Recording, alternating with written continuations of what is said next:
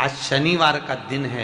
शनिवार की प्रदोष संतान का सुख देती है और शनिवार की अगर प्रदोष पड़ती है तो शिव शमी के वृक्ष के नीचे रहते हैं। और प्रदोष के दिन प्रदोष काल में लगाया गया दीप, प्रज्वलित करा गया दीप 5 स्थान पर फल देता है। पहला स्थान, अगर हमको या हमारे परिवार में किसी को काल सर्प दोष है तो हमारा प्रदोष का लगाया गया दीपक कहीं पूजन मत कराओ, वो दीप जलाने से ही काल सर्प दोष समाप्त होता चले जाता है। दूसरा स्थान पितृदोष, अगर किसी ने कह दिया कि तेरे घर में पितृदोष है, तेरे घर में, कई लोग बता देते हैं कि तुम्हारे घर में, कई माताएं पूछती हैं मेरे घर में बेटा नहीं, मेरे घर में 3 बेटी हो गई, 4 बेटी हो गई, 5 बेटी हो गई, बेटा नहीं है, बेटा नहीं, तो किसी ने कह दिया पितृदोष है। अब तुम शंकर जी की पूजन कर रहे हो, शंकर जी पे जल चढ़ा रहे हो, शिव की स्तुति कर रहे हो, तो किसी किसी की यहाँ 3 बेटियों के बाद, 4 बेटियों के बाद, एक माता ने तो लिखा है कि उसके यहाँ 2008 में उसके घर में लड़की ने जन्म लिया था, या 2008 में उसके घर में बच्चे ने जन्म लिया था, लड़की ने, उसके बाद फिर लड़की ने जन्म लिया और उसके बाद उसके घर में कोई पुत्र का योग नहीं बना। तब उसने प्रदोष के समय पर शाम को दिया लगाना प्रारंभ करा और 2008 में बच्ची जन्मी थी और अब 2024 में उसके घर में लड़के ने जन्म लिया। कि प्रदोष काल का लगाया गया दीपक, प्रदोष काल, प्रदोष के दिन, प्रदोष काल का जो दीपदान होता है वो सरल नहीं होता, वो सहज नहीं होता, 5 स्थान की पूर्ति करता है। पहला स्थान किस चीज के लिए? काल सर्पदोष के लिए। दूसरा पितृदोष, कैसा भी तुम्हें कोई पितृदोष बता दे, कितना भी तुमसे कोई कह दे कि तेरे घर में पितृ का दोष है, तेरे घर में ये दोष है, अगर आप प्रदोष के दिन, प्रदोष काल में अर्थात सूर्य अस्त के समय के 2:45 तक का जो समय होता है, 2 घंटे के समय का, उसके अंतर्गत अगर आप प्रदोष काल के समय में भगवान शंकर को दीप लगाने के लिए अगर पहुंचे हो तो वो आपको फल देगा ही, पितृदोष का निवारण होगा ही, चाहे तुम कुछ करो चाहे मत करो, वो पितृ की शांति करा दे। दूसरे नंबर पर है पितृदोष। तीसरे नंबर पर है वास्तु दोष। हमारे घर का, अब एक बहुत सावधानी से श्रवण करने वाला विषय है, वंश की वृद्धि नहीं है। 30 वर्ष शादी के हो गए, 40 वर्ष शादी के हो गए और औलाद है ही नहीं। डॉक्टर ने भी हाथ ऊंचे कर दिए, टेस्ट पे भी करवाया, IVF करवाया, सब कुछ तुमने करवा लिया, तो भी औलाद नहीं है। तब आखिरी में एक काम चालू करो, प्रदोष का दिन दोनों पति पत्नी व्रत चालू कर दो प्रदोष का, और प्रदोष काल में शाम के समय जाकर एक ही दिए में 2 लंबी बाती जानते हो ना, रुई की लंबी कपास की बाती 2, और दोनों बाती एक ही दिए में रखकर पति पत्नी दोनों उसको प्रज्वलित करना प्रारंभ करें, बाबा संतान देकर ही रहेगा, औलाद आएगी ही। दीप की जो बाती में अंतर आ जाता है, एक गोल बाती में और लंबी बाती में अंतर आता है, बहुत अंतर आता है। पितरों के लिए गोल बाती का प्रयोग बहुत कम होता है हमारा, देवी जी के लिए, माता रानी के लिए, जगत जननी के लिए गोल बाती का प्रयोग बहुत कम होता है हमारा, ध्यान रखिएगा। एक पितृ के लिए, एक जगत जननी जगदम्बा दुर्गा भवानी के लिए गोल बाती का प्रयोग कम होता है, लंबी बाती का प्रयोग ज्यादा होता है। क्यों? क्योंकि हमारे घर की कुल देवी और हमारे घर के पितर हमारे वंश की वृद्धि करें, इसलिए लंबी बाती रखी जाती है, जिससे हमारा वंश बहुत लंबा चले, बहुत उन्नति की ओर बढ़े, इसलिए लंबी बाती का प्रयोग किया। शिव महापुराण की कथा कहती है 5 जगह पर हमारा जलाया गया एक दीप जो प्रदोष के दिन प्रदोष काल में लगाया जाता है, 5 जगह पर भारी पड़ता है। पहले नंबर पर जम के बोलते जाओ, काल सर्पदोष। दूसरे नंबर पर पितृदोष। तीसरे नंबर पर घर का वास्तु दोष। हमारे घर में कितना भी वास्तु दोष है, कोई ने कह दिया यहाँ बाथरूम नहीं बनना थी, यहाँ पर शौचालय नहीं बनना था, यहाँ सीढ़ी नहीं बनना थी, वो सीढ़ी वहां बनना थी, ये सीढ़ी वहां बनना थी। तुम पूरा घर तोड़वा के देख लो, उसके बाद में जैसा वास्तु वाले वैसा करा कर देख लो, उसके बाद भी तुमको शांति नहीं मिले तो समझ लेना कि तुम्हारे घर में अब वास्तु दोष तो तुमने दिखाकर समाप्त कर लिया, फिर भी वो समाप्त नहीं हो रहा, तो प्रदोष काल का लगाया गया प्रदोष के समय का दिया आखिरी में वास्तु दोष को भी समाप्त कर देता है और उसमें भी फल प्रदान करता है। काल सर्प दोष, पितृदोष, वास्तु दोष, चौथे नंबर पर 1 रुपया कमाया, 1.25 रुपये खर्च हुआ, पैसा आया गया, ये चौथे नंबर का। व्यापार में थोड़े दिन दुकान अच्छी चली, थोड़े दिन बैठ गए, थोड़े दिन काम चला, थोड़े दिन बैठ गए, गाड़ी चली थोड़े दिन फिर बैठ गए, अर्थात हमारी फैक्ट्री थोड़े दिन चली फिर बैठ गए, कहीं ना कहीं तकलीफ, थोड़े दिन खाते थोड़े दिन रोते वाला चल रहा है। तो प्रदोष काल का, प्रदोष के समय का दिया इस दुख को समाप्त कर कर रेगुलर एक जैसी सांझी, एक जैसी लक्ष्मी की वृद्धि करते चले गए, प्रदोष काल का। और 5वें नंबर का प्रदोष काल का दिया, प्रदोष समय का दिया 5वें नंबर पर रोग का निवारण का, रोग निवारण।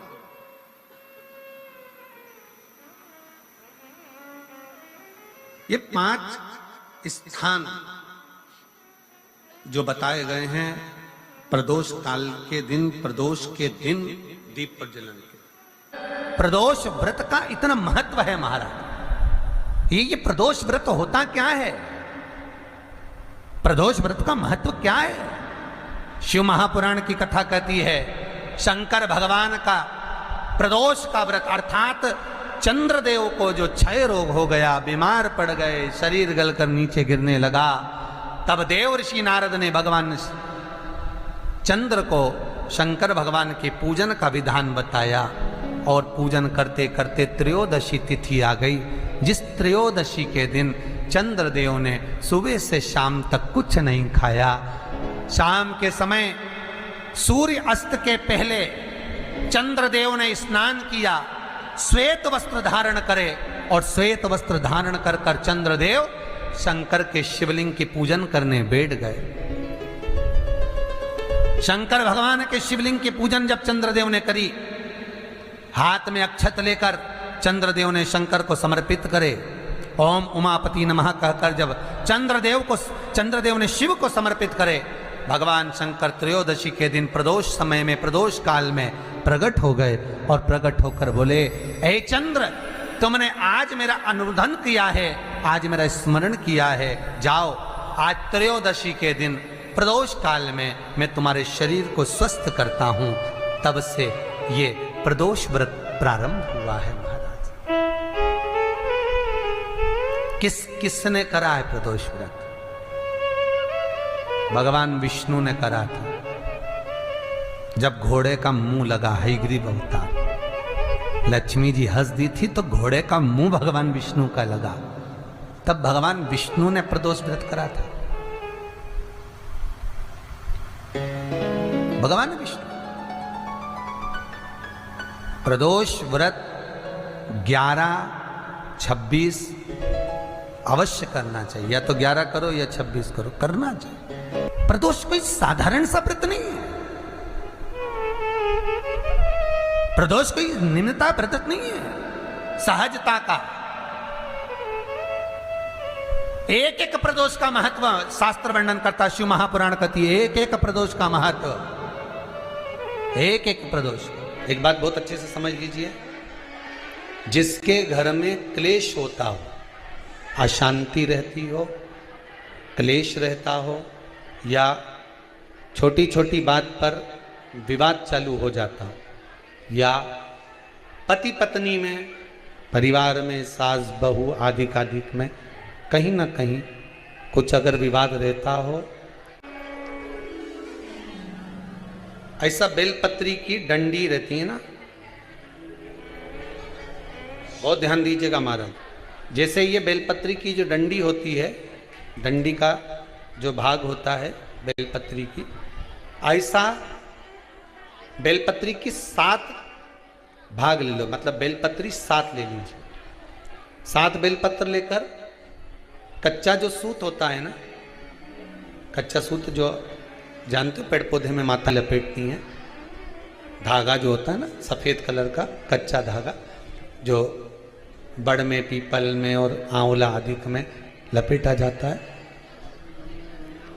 कच्चा सूत उसको शंकर भगवान और माता पार्वती का स्मरण कर कर नंदी के, जो नंदी होता है, नंदी के राइट भाग में, नंदी का एक पांव ऊंचा होता है, आपने देखा होगा आगे का पांव ऊंचा होता है, बैठते समय नंदी का एक पांव ऊंचा, एक पांव नीचे की हो जाता है। तो नंदी का जहां पांव ऊंचा है उस ऊंचे पांव के पास में बैठना है।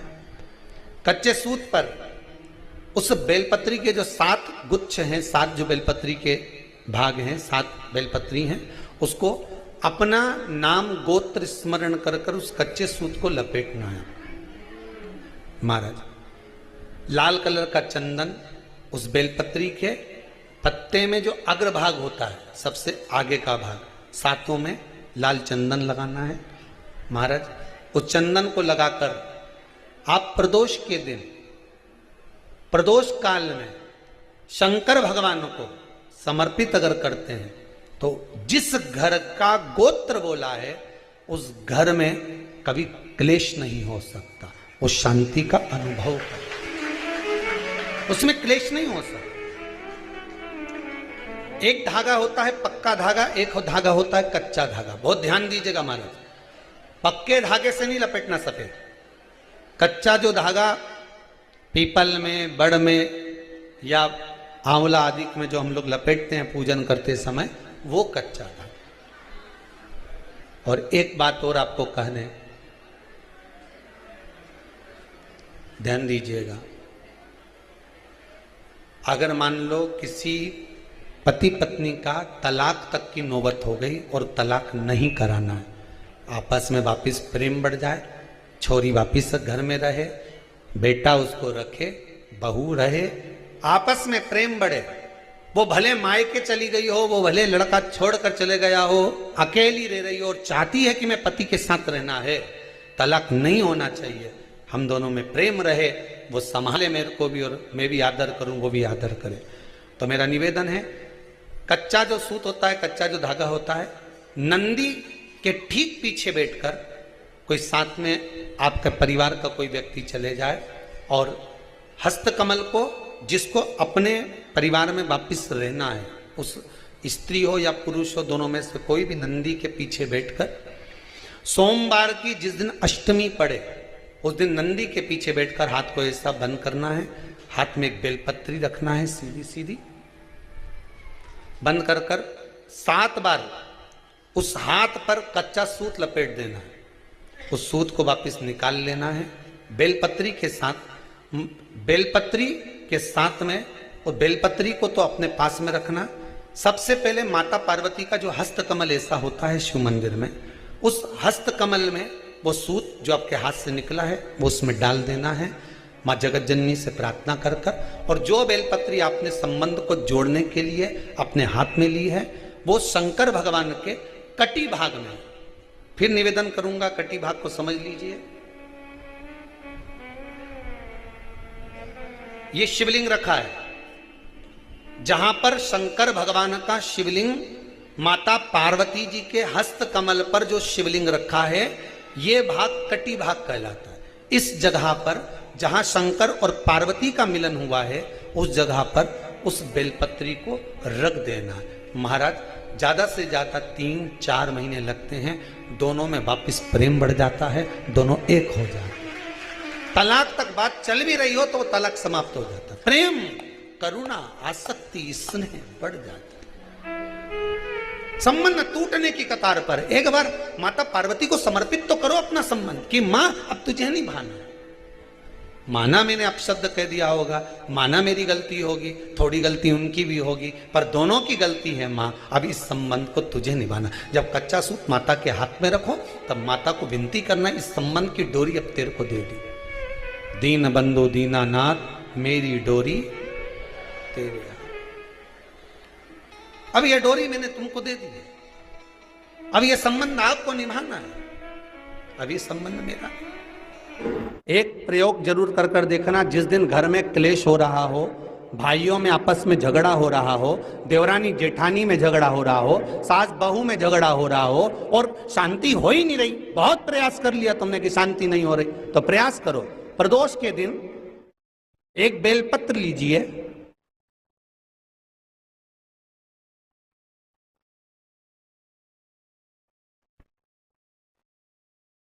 प्रदोष के दिन बेलपत्र लेकर अपना जो परिंडा होता है, परिंडा जानते हो, मटका, हंडा, जहां पानी भरते हो, पितरों का स्थान, उस परिंडे को बेलपत्र छुआकर उस बेलपत्र को शंकर भगवान के ऊपर जो जलाधारी होती है, उस जलाधारी में इस डंडी को अपने घर का नाम गोत्र बोलकर उसको डाल दिया जाता है। एक लोटे पानी में थोड़ा सा शहद मिलाकर उस जलाधारी में भगवान शंकर का भृंगेश्वर नाम लेकर चढ़ा दिया जाता है। शिव जी को चढ़ाया हुआ जल उस बेलपत्र को चढ़ाकर जाइए, कितना भी तेज झगड़ा हो रहा होगा, मात्र 10 मिनट के अंदर एकदम शांत हो जाता है, झगड़ा रह ही नहीं पाता। कितना भी झगड़ा हो रहा, मात्र 10 मिनट, 15 मिनट से ज्यादा नहीं टिक सकता। पत्र खाओगे शंकर जी के मंदिर की तो मुख में जीवान छार छार हो जाती है। बोलो सही है कि गलत? प्रतिदिन बेलपत्र खाओगे शंकर मंदिर की तो मुख में कई बार छाले भी पड़ जाते हैं। सत्य है कि गलत है? शिव महापुराण की कथा कहती है अति सर्वस्व वर्जते। आपको अगर बेलपत्र खाना है, हफ्ते में 2 खाओ, हफ्ते में 3 खाओ। मुंह में अगर छार छार हो रहा है, छाले पड़ रहे हैं, तो बेलपत्र को, शिवजी की चढ़ी हुई बेलपत्र को सुखाकर चूरा बनाकर इतनी सी चुटकी भर खा लिए, पानी पी लिया।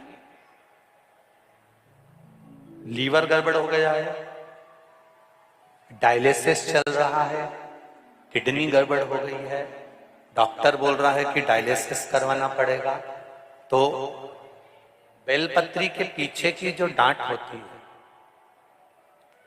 जिसको आप लोग तोड़ के फेंक देते हैं, वो बेलपत्री के पीछे की जो डांट है, ये ब्रह्मा, विष्णु, महेश। समझ में आ रहा है आप लोगों को? बीच में जो डंडी दिख रही है आपको, इसके बीच में बड़ी पत्ती और 2 पत्ती के बीच में जो खाली जगह है, ये खाली जो डंडी है, इसमें 33 कोटि देवी देवताओं का स्थान होता है। किसका स्थान है? 33 कोटि देवी देवता। इसलिए बेलपत्र चढ़ाते समय बेलपत्र को इस जगह से पकड़कर समर्पित किया जाता है कि 33 कोटि देवी देवताओं का स्पर्श कर कर, ब्रह्मा विष्णु महेश का स्पर्श कर कर चढ़ाया जाता है। बेलपत्री के नीचे की जो डंडी होती है, ये 2 पत्ती से लेकर नीचे का जो भाग होता है, ये स्कंद पुराण कहती है, इसमें 64 योगनियां और मेरी माता पार्वती का संपूर्ण जितनी शक्तियां हैं, वो सारी शक्तियां इस डंडी के अंदर विराजमान होती हैं। इस डंडी के पीछे एक गोखरू होता है, जिसको माताएं तोड़ देती हैं। वो जो टूटा हुआ गोखरू रहता है, उसमें भगवान शंकर के प्रत्येक गण का भाव रहता है। इनका काम क्या रहता है? जब शरीर में किसी व्यक्ति के जीवन में जब दुख, तकलीफ या रोग बढ़ता है, तो वो गोखरू जो नीचे का रहता है, वो टूटा हुआ गोखरू अशोक सुंदरी वाली जगह पर चढ़ाकर हफ्ते में 2 बार उसको चबा चबा कर अगर खा लिया जाए तो डायलिसिस की जरूरत नहीं पड़ती, डायलिसिस छूट जाता है, लीवर और किडनी काम करना प्रारंभ कर देते। और अच्छे से सुन लेना, अभी की अभी घर जाकर शुगर की जांच करना। शुगर कितनी भी हाई जा रही होगी, बेलपत्री के नीचे का गोखरू टूटा हुआ अशोक सुंदरी पर चढ़ाकर खाकर 5 से 7 मिनट मुंह में रख लीजिए और उसके बाद शुगर की जांच कर लीजिए, शुगर लेवल में मिलना प्रारंभ हो जाए। बेलपत्री का जो सुख है वो जीवन का आनंद देता है।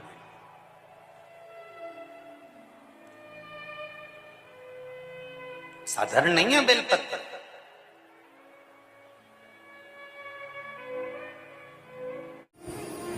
ओ मेरी बहनों, मेरी जीजियों, मेरे जीजाओं, मेरी बेटियों, बेटाओं,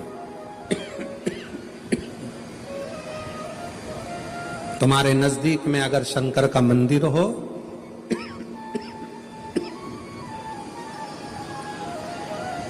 तो उस शिव मंदिर में सोमवार के दिन, प्रदोष के दिन यदि कुछ लोग एकत्रित होते हों, भजन करते हों, कीर्तन करते हों, कुछ नहीं तो अपने घर से 1 बाल्टी में पानी भरकर उनको पिला कर आ जाया करो। पानी नहीं हो तो थोड़ी खड़ी शक्कर ले जाया करो, थोड़ा गुड़ ले गए, उनका मुख झूठा करा दिया करो। क्यों? क्योंकि शिव भक्त के शरीर की हड्डी का स्पर्श भी राक्षस को हो गया, वो तर गया।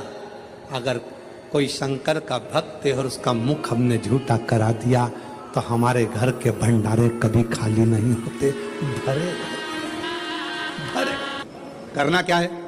जब व्यक्ति को ऐसे गलत विचार आने लगे पूजन के समय पर, अच्छी जगह पर, ये गलत विचार, आप गलत कर नहीं रहे हो, आप मांसाहार नहीं कर रहे हो, आप किसी स्त्री को गलत नहीं देख रहे हो, आप किसी पुरुष को गलत नहीं देख रहे हो, आप किसी मदिरा की दुकान पर नहीं गए हो, पर आपकी विचार धारणा में अगर ये चीजें पूजन करते समय, भजन करते समय, अर्चना करते समय, मंदिर जाते समय, मंदिर में बैठते समय, मंदिर में उपवास करते समय तुम्हारी बुद्धि में अगर ये चीजें आ रही हैं, मन में अगर ये चीजें पाठ करते करते भी अगर आ रही हैं, तो समझ लेना कि आपके ऊपर कहीं ना कहीं किसी ना किसी रूप में कोई अन्न किसी के घर का ऐसा खा लिया है जिसके कारण तुम्हारी बुद्धि थोड़ी सी भ्रष्ट हुई है। उसको सुधारें कैसे, उसको संवारें कैसे? अब किसी ने यही प्रसंग को सुनकर कहा, गुरुजी अगर किसी के घर का अन्न खाया है तो अन्न खाने के बाद तो वो पच गया, पचने के बाद वो गंदगी में निकल भी गया। अब तो वो विचार आना बंद हो जाना चाहिए। अब तो 1 साल हो गया, 2 साल हो गया, 1.5 साल हो गया, 6 महीना हो गया, तो भी वही विचार आ रहा है। तो हमारा निवेदन है, भोजन करने के बाद भोजन पच जाता है, भोजन करने के बाद भोजन समाप्त भी हो जाता है, पर उस भोजन से जो रक्त की 4 बूंदें बनती हैं वो इस शरीर में दिन रात तुम्हारे मरते दम तक दौड़ती रहती है। शरीर में वो रक्त की बूंद चलती रहती है। इसलिए विचार 1 साल, 2 साल, 4 साल, 6 साल, 15 साल ऐसे चलते रहते हैं। उस विचारों को, गलत सोच को, गलत विचारों को, गलत दृष्टि को समाप्त कैसे करें? मेरी जीजियों, मेरे जीजाओं, मेरी बेटियों, बेटाओं, मेरी माताओं, मेरे भाई, मेरे बांधव, अपने को भी अगर गलत विचार आते हो, पूजन के समय पर पाठ करते करते गलत जगह पर अपना मन जा रहा हो, तो 5 प्रदोष, एक कटोरी में 1 चम्मच घी गाय का, देसी गाय का 1 चम्मच घी, 1 चम्मच भी ना हो तो आधी चम्मच घी, आधी चम्मच भी अगर घर में ना हो तो 2 बूंद घी, 2 बूंद भी ना हो तो देसी गाय का 1 बूंद घी अपनी हथेली में मध्य में लगाकर, जो शंकर भगवान का, भगवान शिव जी का जो शिवलिंग होता है, उस शिवलिंग के ऊपर के भाग पर अपनी हथेली को रखकर, और जो अशोक सुंदरी वाली जगह है उस जगह पर अपनी हथेली का घर्षण करना चाहिए। लगभग 5 प्रदोष अगर आपने कर लिया तो निश्चित है आपकी बुद्धि में कभी गलत विचार पूजन करते समय आएगा ही नहीं, और गलत दृष्टि की ओर जाओ।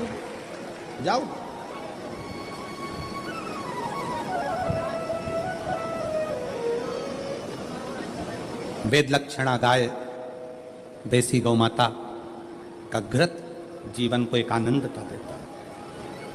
आनंद।